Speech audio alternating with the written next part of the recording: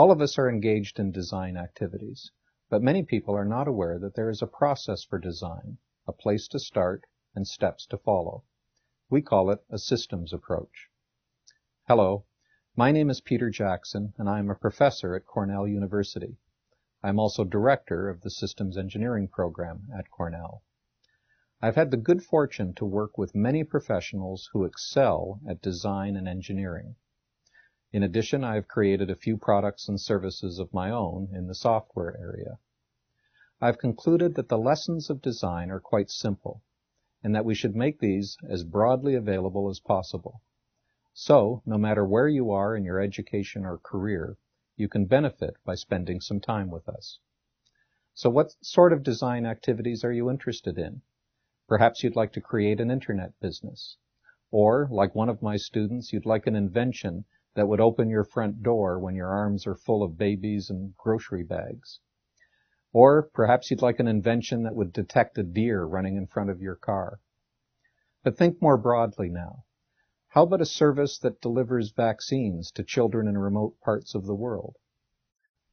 So you see, it's only our imaginations that limit us. Getting design right, a systems approach, is about the design process. It is about taking an idea for a product or service and developing the idea to the point where you can turn it over to teams of engineers and technologists who will build it for you.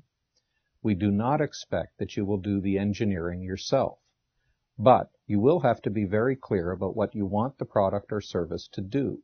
You will want to get the design right. In addition, you will want to make sure that whatever the teams of engineers and technologists deliver back to you works and fulfills the design criteria that you establish. That's what this course is about. We also talk about what goes wrong in designing systems and provide lots of examples.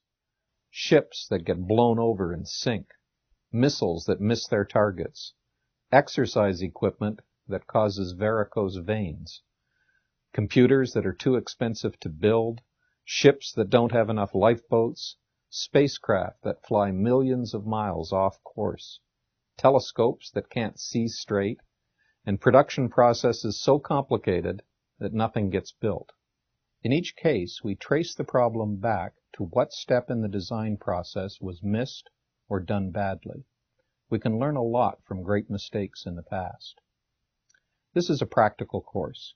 To keep it simple, we will focus on a simple product, a toy catapult for my grandchildren. I have two toy catapults here to illustrate the range of design possibilities. This one is by Schleich. It is a replica of a toy catapult. It's made of painted vinyl and looks very realistic and attractive. This other one by Pathfinder is more basic in appearance, and it operates on a spring principle using twisted rope. Let's test out the performance of these two catapults. I'll take the Pathfinder. I have an eraser which I will load into it. We cock it and fire. So you see the performance is quite good on that one. Let's try it again with the Schleich catapult. Again, this is a trebuchet principle, and we will load this with the eraser and release it, and we find it is quite disappointing. So you can see that the design space is quite large for these catapults. There is lots we need to think through as we develop our ideas. We will use a systems approach to do that. By a systems approach, I simply mean that we will use a process by which we systematically discover what we need to think about in the design. Who is the customer? What does the customer value? What are different ways we could deliver that value? How will we evaluate our product? And so on. We will study our design from many different viewpoints. You will also learn the language of systems and become comfortable with describing products in terms of their subsystems, relationships, behaviors, and interfaces. This course is really an introduction to systems engineering, but don't let the word engineering frighten you away. There is very little in the way of mathematics or physics that you will need to succeed in this course. This is a hands-on course. You will apply the concepts of this course to a design idea. It can be your own idea, or you can work with one of the design ideas that we give you. For example, how would you like to work on a bathroom cleaning robot? Or a wristband that monitors a patient's health so they can leave the hospital and live at home? Or how about an internet-based meal delivery system?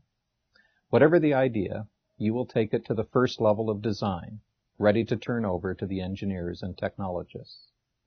This is a unique course. We know of no other like it at any university. By bringing together Cornell's strength as a research institution and our extensive contacts with industry, we have brought together the best ideas in design and systems engineering and distilled the essence of what is truly essential for a systems approach. This is a new kind of course. It is college level, but you do not need to come to the Cornell campus to take it. It is available through distance learning, through Cornell's Office of Continuing Education and summer sessions. If you are in the workforce and taking courses on a part-time basis, you will see the immediate applicability of this material to your career. For example, one former student commented to me, and I quote, "Taking this course while also interning at a large corporation really helped me to see how important the design process is. I was also able to see how this process affects everything I do at work. This was one of the most exciting parts of the course, seeing the ideas I'm learning being put to use." So give this course some thought. No matter what your background, you will benefit from taking this course and have fun doing it. We hope you'll join us.